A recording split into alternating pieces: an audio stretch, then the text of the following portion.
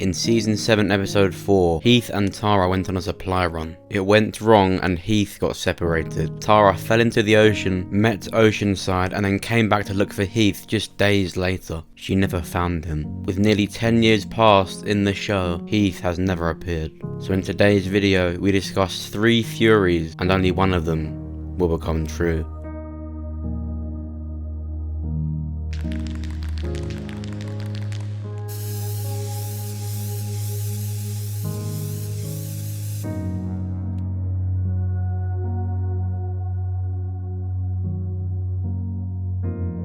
Number 1. The Whisperer's Theory.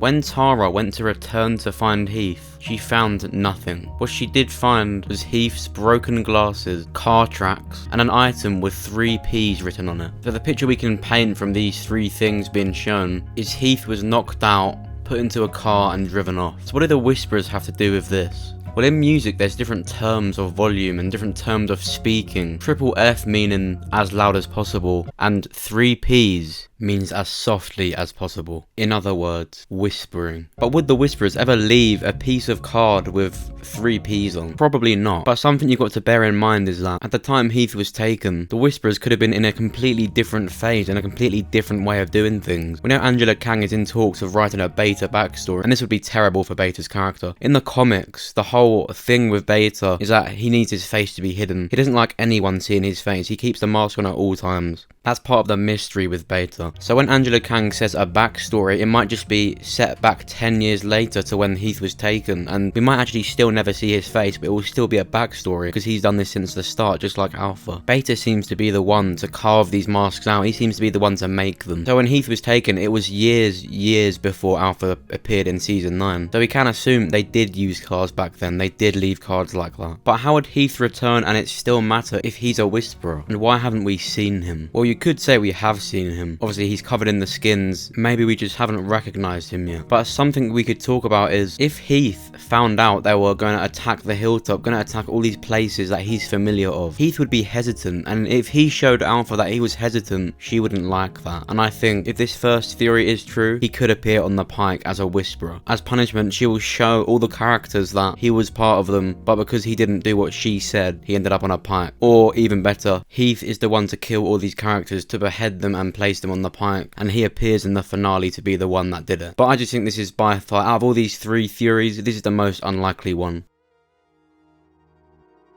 Number 2. The same people that took Rick took Heath.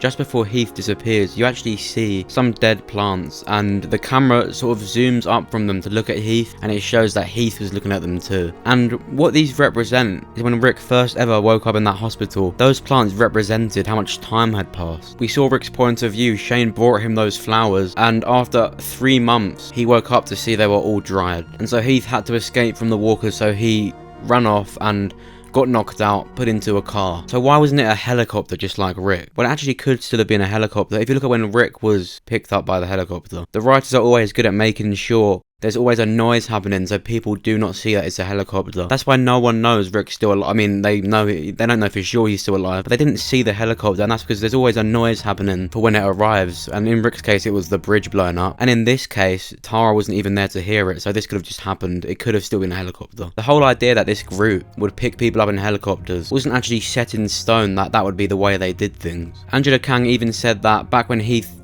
left the show, they were planting seeds of how the same people that would take Rick would take him. And so this could also be the same group. And remember, this did happen years ago in the show, so the fact they used a car to get Heath isn't actually that surprising. This is where this theory becomes the most likely, because as I've been doing research for this video, I looked up what these 3 P's would mean, because they were all pointing to it meaning whispering, it meaning whisper, and so it points to the Whisperers. But I found another meaning for the 3 P's. Point-to-point protocol. A protocol means rules, terms. Point-to-point protocol is mainly used in computer networking. It's a data link. It connects 2 routers directly without any host or any other networking device in between. So this could mean Heath was deliberately taken from one place to another in a car. Referring back to the card that Tara found, this card actually looks like some form of lanyard. If you look at the top, it's like something went through there, and it actually looks like a computing card, something you use to open doors, like a key.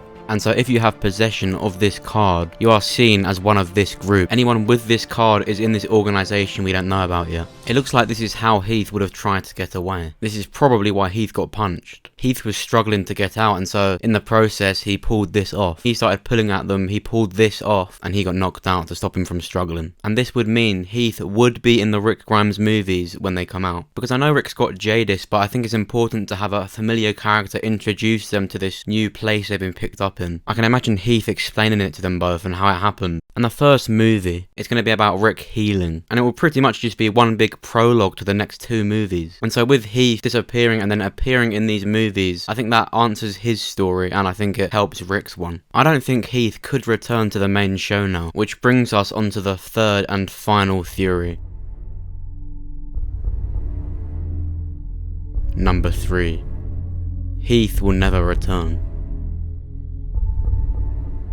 Think about all the characters that have left the show. Think about how big they are and how much bigger they are than Heath, Rick, Maggie, and even Michonne in season 10. How long can the show last with all these untied ends, with all these characters leaving the show and the viewers not having some clear insight on how they will return? It could have worked with Morales. Even though his return was anticlimactic, he was still able to return and it made sense. But with all the crazy stuff that's happened and the things this character has missed out on, I don't think going back to the main show would make sense. Why hasn't Heath returned to Alexandria yet? With Rick, it actually makes sense. He was taken in a helicopter, which suggests Rick is a lot further away. And Heath was taken, or Heath disappeared, almost 4 years in advance to where Rick was taken. So there's been time. Fury 3 almost implements into Fury 2, so this is just Fury 2 apart from Fury 3 is the version of that where Heath dies. Just like that scene in the Walking Dead game season 1. Lee and the group go to the farm, they trust them, they claim they'll take hospitality for one of their friends, Mark. They didn't take hospitality for him, they used his legs for food. And that was by far one of the most disturbing but amazing scenes in the Walking Dead game, or any The Walking Dead. It would be amazing. Imagine Rick and Jadis making the discovery that the reason Heath never appeared is because the very group that picked up Rick and saved him are the same people who mutilated and killed Heath. Think about the main motive when someone kidnaps someone in The Walking Dead and keeps them alive. For experiments, these people asked Jadis for a B for an A, saying if she has someone with her, she can go with them. Scott Gimple said on The Talking Dead that the movies will have a strong sci-fi feel to it. So could it be that the same people who picked up Rick and Jadis are the same people experimenting on other people for the cure? Just like in the Venom movie in 2018, this man was picking up homeless people because no one would miss them and experimenting on them with this unknown symbiote. And so one of the big reasons Rick hasn't returned after all these years in The Walking Dead is because he's met people there, or he's seen people that are being experimented on. Rick was going to be one of them. This could be the main story for the 3 Rick movies, just trying to shut down this organization that is hurting innocent people and experimenting on them. Because don't forget, animals in that universe, when they get bit they don't turn, and so you can actually experiment on animals, and that's why this organization is experimenting on people. And I can imagine Rick sitting down, being told what they do, and then seeing in pictures that Heath had this done to him. And so Heath would never return to the main show. He would just be seen in the movies as a victim of this new organization. This could be the thing that really kicks off this story in the movies.